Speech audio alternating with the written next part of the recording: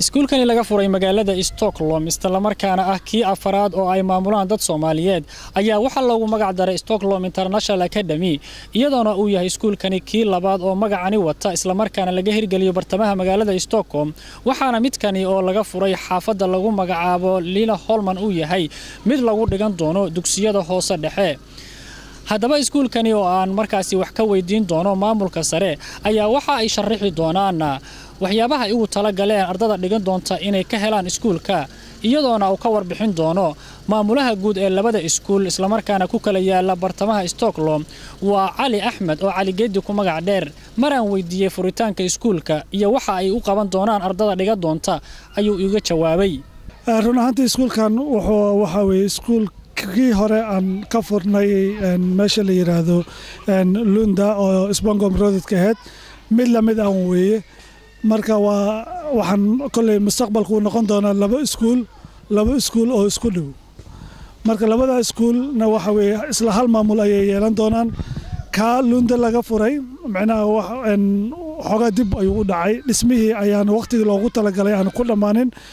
laakiin mar dhow oo dhamaanay haduu ilaahay waxaan rajaynaynaa bishii January inuu kaasna bilaaban doono marka caruurtii ka ku bilaawi lahayd ayaan hadda kan u soo wareejinay oo xaafadan Sulbari la yiraahdo Lila Holman ku dhagan ayaan ku soo wareejinay laakiin mustaqbalka waxa jirta dad badan oo Soomaaliyeed oo runtii Southern Stockholm degan oo xaafadahan kamid ah Roxved iyo Hogdalen iyo Alvekhoy inay durbaba soo buux dhaafiyeen iskuulkii ardaydii hore iyo ayaga marka la isku daray aad u bateen marka waxaan rajaynaynaa in January aan furi doono iskuulka kale asagana oo dhismihiisa oo dhamaan doono haduu ilaahay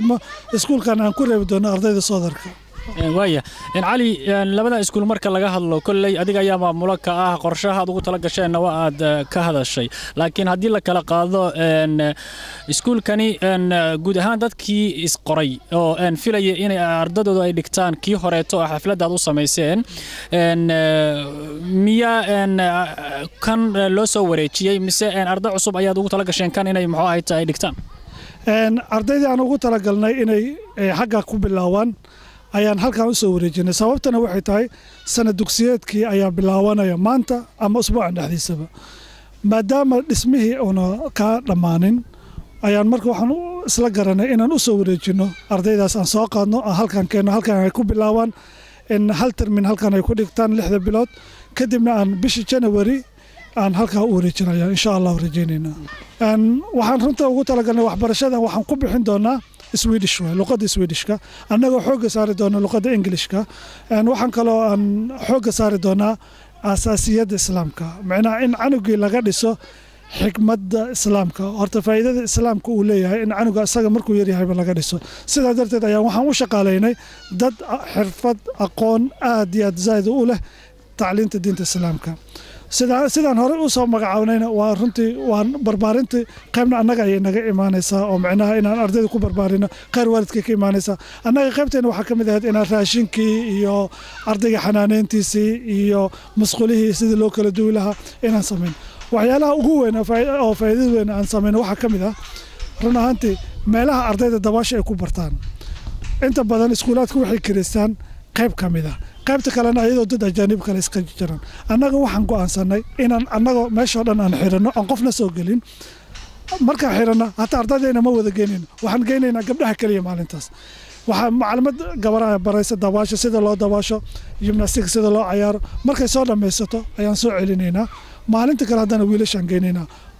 sidoo kale waalidiintii iyagu ay caruurtooda u dhiganayaan iskuulkani ayaa iyaguna ka hadlaya xilligan dareenkooda ku aadan in caruur ay dhalaan ay markaasi ku wareejiyaan maamul Soomaaliyeed isla markaana iyagu ay wax ka baran doonaan iskuulkani lagu dhigan doono dugsiyada hoose dhexe bismillaahir rahmaanir rahiim iskoolka kale sidaad u aragteen ma sha Allah meel weyn oo maaragtay aad u qurux badan oo aad runtii waalidiinta noo cajibisay oo maaragtay ma sha Allah ah weeran ahaantii wax walwal yar waa iska jira oo aha meesha inay fagtahay laakiin runtii baska markii la soo raaco meesha aad ayay u dhowdahay waana waxaan isleeyahay ma sha Allah waa meel hawo fiican cimilo fiican والله وادي بدن هذا هذا إرادة وإذا كيش كينا سكول الذي عندك جرنية سيدا هذا سكول عن المية كسو بحشي يعني دي بدن واي وحكم إذا وحلي رأي دروس معناها إدرات وحلي هذا ليش واي عرضته أي ديلان سبورتيجا وحلي هي قبليه أيوة قاون إسلا قبي سنة يان وليش أيوة قاون إسلا قبي سنة يان قبل إذا واي دي دو حيتر إذا لقبي سمايو قبلنا لقبي سمايو كل خلقونا ليس يديك الجروج ينكو قبي سنة ويدي المعلمين تي إمام الكوحير هذا شرعي واي سكول كان وحواي سكول فيركيت كشرعي أهواي marka inaad qabay su'aal weydiido waxay tiri marka aan masqusha galaya kaligay on hatta aan rabo inaan macnaha danteyda xaajadeeda aan fusho maxaan hoos ugu xirtaa markaan dhar la aayon qabaysanayna maxaa gabdhaha macnaha meeshay kartaa balansiga u dhaxeeya marka waxay dheen wax macquul ku jiro adinka Soomaaliya ka timaadeen wali diintiina ay haysataan dhaqalkiina ay haysataan kamada tagin marka waxa weeye waxaan kula talinayaa waalidiinta artayna ilaa idinkiis in ay muslimiinta geeyaan ama dadka Soomaalida oo directorada noo ma sha Allah jaamiciyaasha oo master iyo PhD noo haysta alxamdulillah hadda daanan anaga midabka ana ka galayno Soomaaliya oo xoogaa ana liidaynin wallahi wax way kama cilmi yar alxamdulillah waan ku faraxsanahay boqolkiiba boqol iskuulada cusub oo noo soo badanayo dadka muslimiinta ama qaasatan dadka walaalaheena aan luqadna qaanan u dacwo karnoon dhaqan islaamnahay oo diin islaamnahay أف إسلامنا هيو يعني وحول بان إسلامنا هيو وهذا نقول فرحنا هذا نوصل وينها إن شاء الله.